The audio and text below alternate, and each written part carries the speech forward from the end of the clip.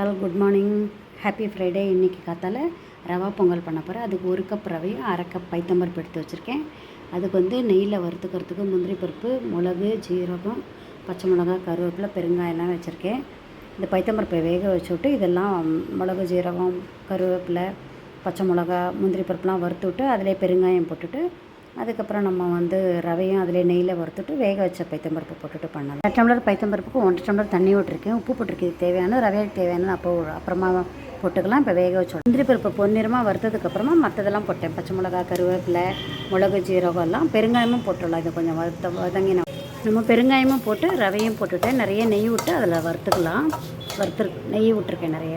இஞ்சியும் போட்டுக்கலாம், சொல்ல மறந்துட்டேன். அதான் நல்லா வாசனை கொடுக்கும். பொங்கல் நல்லா செவக்க வறுத்தாச்சு. பைத்தம்பருப்பு 3 டம்ளர் தண்ணி விட்டுட்டு வச்சுருக்கேன். இதை நல்லா கொதிக்க வச்சுட்டு அப்புறம் ரவையை போட்டு கிளற வேண்டியது தான் ரவா பொங்கல். இதுக்கு 1/2 ஸ்பூன் உப்பு போட்டிருக்கேன். 1/4 ஸ்பூன் உப்பு ரவையில் போட்டிருக்கேன். நெய் தாராளமாக ஒட்டாத நல்லாயிருக்கும். 4 ஸ்பூன் நெய் விட்டுருக்கேன். கையில் ஒட்டுற மாதிரி நெய் இருக்கணும். இப்போ ரவையை போட்டு கிளறலாம். இது நல்லா கொதிச்சு எடுத்து இப்போ ரவையை போட்டுடலாம். ரவையை போட்டு பார்க்குறதுக்கு தளர தண்ணி இருக்கிற மாதிரி இருக்கும்.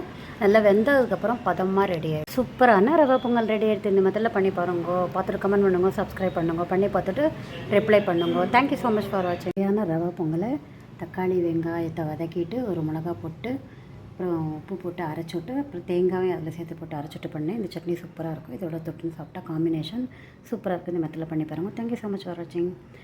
சப்ஸ்கிரைப் பண்ணுங்கள், கமெண்ட் பண்ணுங்கள்.